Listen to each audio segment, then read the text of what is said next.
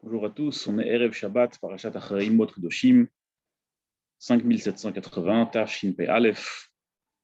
Aujourd'hui, on va parler d'un sujet qui dévie un petit peu de la paracha, qui touche quelques mots de la paracha qui dit Et mishpatai ta'asu, vous ferez mes lois.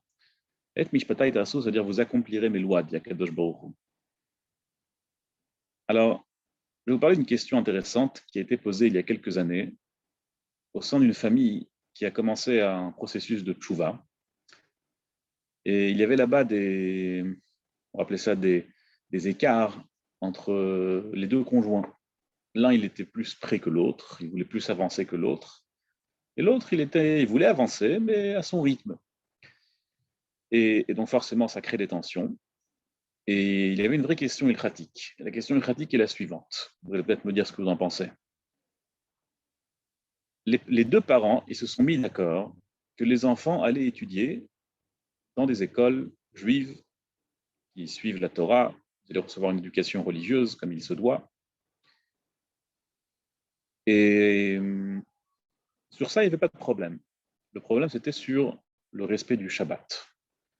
La mère, elle voulait absolument faire Shabbat à 100%, sans rien changer. Et le père, pour lui, c'est encore important de prendre la voiture Shabbat. Vous savez qu'en Eretz Israël, le seul jour de congé, le vrai jour de congé qu'on a par semaine, c'est le Shabbat. Donc quand on est froum, quand on est religieux, alors le jour du Shabbat, on l'utilise. Vous savez pourquoi? On l'utilise pour la Kedusha, pour l'étude de la Torah, pour s'approcher d'Hachem. Malheureusement, ceux qui ne respectent pas la Torah, alors eux, ils utilisent ce jour-là pour ce qu'on fait ici en France le dimanche, pour aller se promener, pour faire toutes sortes d'activités avec les enfants, et pour aller à la plage. Et le père, il ne voulait pas encore abandonner toutes ses habitudes qu'il avait avant d'avoir fait Tchouva. Donc il a dit à son épouse, écoute, pour moi, prendre la voiture Shabbat, c'est encore très important, je ne suis pas du tout prêt. Il lui a proposé le deal suivant. Écoute, si tu es d'accord qu'on prenne la voiture Shabbat, je suis d'accord de laisser les enfants dans une éducation religieuse. Mais si tu n'es pas d'accord de prendre la voiture Shabbat, alors dans ce cas-là, je refuse que les enfants continuent à avoir une éducation religieuse dans une école juive. Et finalement, la question s'est restreinte à la question suivante. Peut-être qu'on prendra un goy qui conduise pour nous une voiture. Vous savez, de demander à un goy pour faire pour nous un interdit pendant Shabbat, c'est interdit. Mais c'est interdit que par décret de nos sages. C'est une melacha des Rabbanan. Ce n'est pas une melacha des Oraïta, ce n'est pas écrit dans la Torah écrite qu'on n'a pas le droit de demander à un goy de faire pour nous un travail interdit pendant Shabbat, mais c'est nos sages qui ont décrété, qui ont instauré qu'on n'a pas le droit de demander à un goy de faire pour nous une melacha, un interdit pendant Shabbat. Et donc la question s'est restreinte à la question suivante. Est-ce qu'on va demander à un goy de faire pour nous une melacha, faire pour nous quelque chose d'interdit, d'une part, et au moins les enfants pourront continuer à avoir une éducation juive, bien comme il faut dans le droit chemin, ou est-ce que non? À partir de maintenant, on ne va pas transgresser cet interdit, on va rester faire Shabbat à 100% bien comme il faut, et Chas v'Shalom, malheureusement, les enfants ils vont arrêter de poursuivre leurs études dans une école juive. Ça, c'était la question qui s'est posée à Rav Yosef Shalom Eliashiv Zecher Tzadik Livracha il y a quelques années. Qu'est-ce que vous en pensez? À mon humble avis, on n'a pas le droit de faire une mitzvah si on transgresse une avéra. Du coup, on garde Shabbat, on ne fait pas l'éducation. Et de toute façon, en gardant le Shabbat, Akadosh Baruch Hu, il envoie tout ce qu'il faut pour qu'on ait une bonne éducation et que pour ça se passe bien. Très bien, joli. Il y a d'autres avis?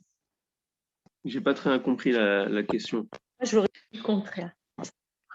Ouais, vous aurez dit le contraire? J'aurais dit le contraire, non, parce qu'en fait, j'ai une réponse d'un rave juste après la guerre.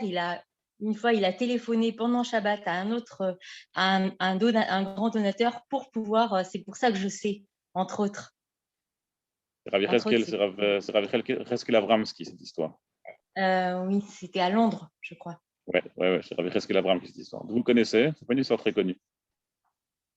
Pardon? Vous D'où je connaissez connais cette histoire? c'est un cours de Rav Dreyfus, en fait. Ah. Et c'est lui qui avait raconté. Azako Baruch. Qu'est-ce qui a dit qu'il n'a pas compris la question? Moi, j'ai pas compris. C'est quoi le dilemme? Le dilemme est le suivant.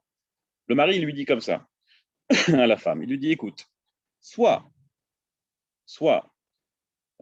les enfants ils continuent à poursuivre une éducation dans une école religieuse, juive, et dans ce cas-là, la condition pour continuer cela, c'est si on prend un goy qui nous conduise à droite à gauche pendant Shabbat. Donc on transgresse une melacha des Rabbanan, on transgresse un interdit décrété par nos sages pour que les enfants puissent continuer. Ou soit, lui dit le mari, on arrête complètement l'éducation de nos enfants et on respecte le Shabbat. C'est-à-dire, entre mots, c'est un peu du chantage ce qu'il lui fait. Il lui dit, si tu n'écoutes pas ce que je te dis par rapport à Shabbat, alors j'empêche les enfants de poursuivre une éducation religieuse. OK? Oh. Alors, bien que je sois d'accord avec mademoiselle Cohen, l'histoire de Rav Cheskel Avramsky, c'est une histoire vraie, mais ici c'est différent. Alors, je ne sais pas si je réussirai à bien expliquer la différence, mais en tout cas, je vais expliquer déjà ce cas-là. Et après, rapidement, j'essaierai de bien expliquer la différence qu'il y a entre ce cas-là et le cas de Rav Cheskel Avramsky de Londres. Rav Eliashiv, il a dit qu'en aucun cas, on peut délibérément transgresser un interdit, juste qu'à cause de ça, peut-être qu'il va se passer quelque chose. À savoir, en aucun cas, j'ai le droit de dire, et ça c'est une Gemara dans Masechet Shabbat. Dans Masechet Shabbat, il y a un interdit qui s'appelle Rediat Apat, celui qui veut regarder dans Daf Daled Amud Aleph, Amud Bet, pardon. Là-bas, la Gemara, elle se pose la question, est-ce qu'on doit transgresser un interdit qui n'est pas très grave pour pouvoir nous sauver, pour pouvoir nous éviter un interdit très grave? Ça, c'est quelque chose qui n'existe pas. On ne peut pas, juste à cause de l'importance des interdits, de dire c'est bon, on transgresse pour qu'après, ça n'arrivera pas l'interdit qui est plus grave que cela. Par conséquent, dit Rav Eliashiv, en aucun cas on aura le droit de dire à ce couple-là, transgresser le Shabbat, Melacha de Rabbanan, pour que les enfants puissent continuer à faire Shabbat. L'histoire de Rav Cheskel Avramsky, elle se base sur une halacha qui se trouve dans Ilchot Shabbat, dans Siman Shin Vav.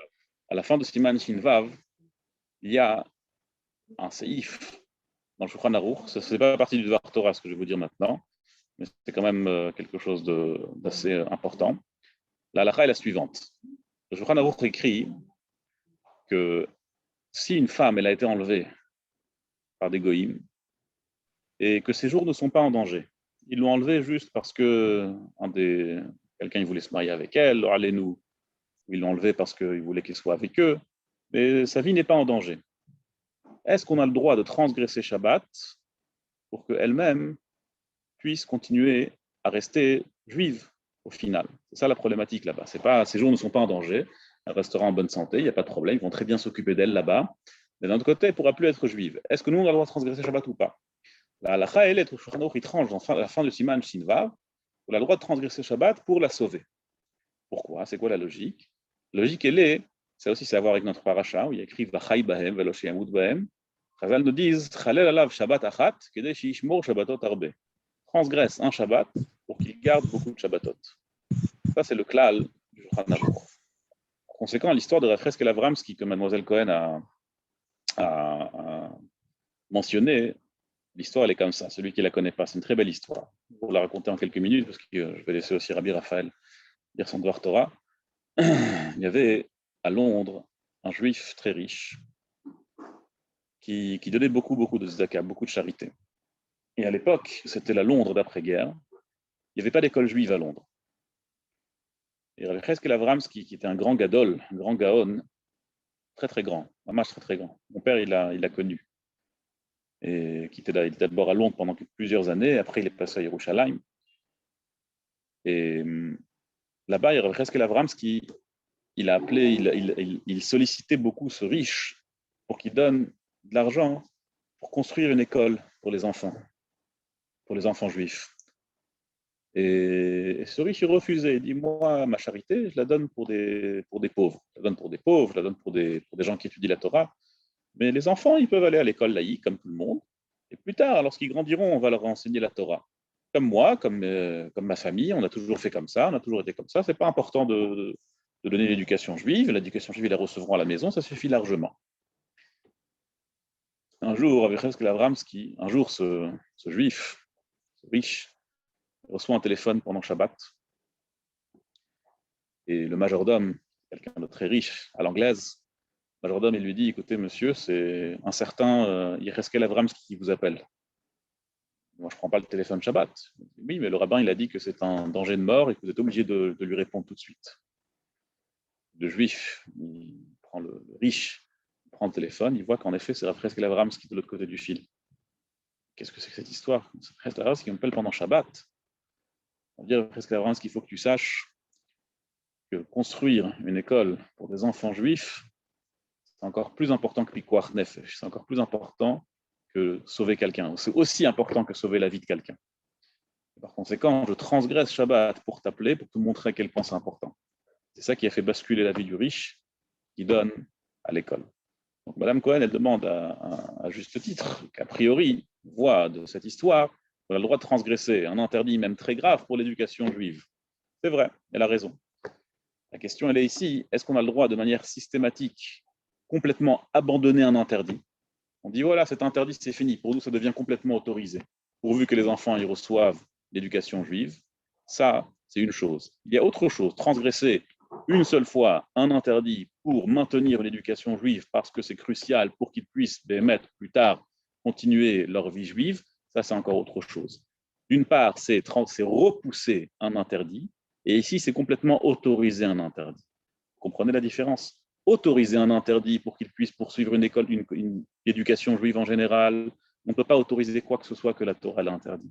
Repousser une fois un interdit, une fois peut-être deux, mais en tout cas, c'est sous forme de repousser un interdit, ça on a le droit. C'est ce qu'on appelle dans la halacha l'idrot et les hatir. Repousser, on a le droit. Autoriser, on n'a pas le droit. Donc si on demande, je vais transgresser un interdit, c'est bon, pour moi cet interdit va être autorisé parce que je vais continuer à le transgresser, pourvu que les enfants y continuent une éducation juive, ça on ne peut pas faire.